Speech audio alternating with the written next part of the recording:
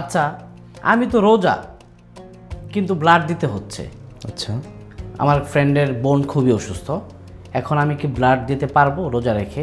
হ্যাঁ অবশ্যই পারবেন, কারণ রোজা অবস্থায় রক্ত দিলে রোজা ভাঙে না। রাসূলুল্লাহ সাল্লাল্লাহু আলাইহি ওয়াসাল্লাম রোজা অবস্থায় রক্ত দিয়েছেন। হাদিসে আছে, হযরত আরকামা রাদিয়াল্লাহু তাআলা আনহু থেকে বর্ণিত, রাসূলুল্লাহ সাল্লাল্লাহু আলাইহি ওয়াসাল্লাম রোজা অবস্থায় এবং হজের ইহরাম অবস্থায় সিংহের মাধ্যমে তিনি রক্ত দিয়েছেন।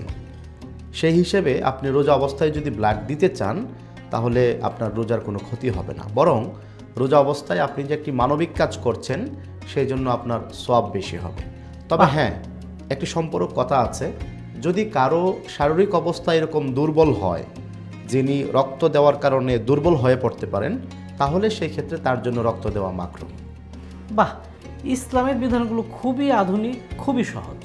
জি, আচ্ছা, কিন্তু এখানে আমার একটা প্রশ্ন আছে, সেটা হচ্ছে আমি যাকে ব্লাড দিচ্ছি উনিও রোজাদার, শিখ হলে উনি রোজা রেখেছেন, এখন তাকে ব্লাড দিতে পারবো কিনা? মানে উনি তো একটা জিনিস গ্রহণ তার রোজা করছেন, ভাঙবে যেটার কিনা? মাধ্যমে উনি শক্তি পাচ্ছেন, উনি তো একটা জিনিস গ্রহণ করছেন শরীরে, রাইট। এখন তার রোজা কি হবে কিনা? তার রোজাও ভাঙবে না, কারণ তিনি রক্তের মাধ্যমে যে শক্তিটা পাচ্ছেন, আমরা খাদ্য গ্রহণ কিংবা পানীয় গ্রহণের মাধ্যমে যে শারীরিক শক্তি বা সামর্থ্য আমাদের তৈরি হয়, রক্তের মাধ্যমে কিন্তু সেটা আসে না।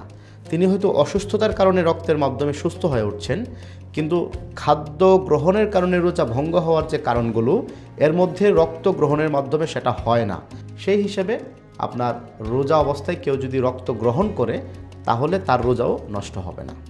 আচ্ছা, অনেকের তো বিভিন্ন রোগবালাই আছে, পাইলস, কারো নাক দিয়ে রক্ত বের হয়, নানান রকম রোগবালাই আছে, তাদের কি রোজা হবে রোজা অবস্থায় যদি রক্ত বের হয়? হ্যাঁ, এই যে আগেই বললাম, মানে কেউ যদি তার শরীর থেকে রক্ত বের করে কিংবা প্রবেশ করায়, দুইটার কোনো কারণে কিন্তু রোজা ভাঙবে না।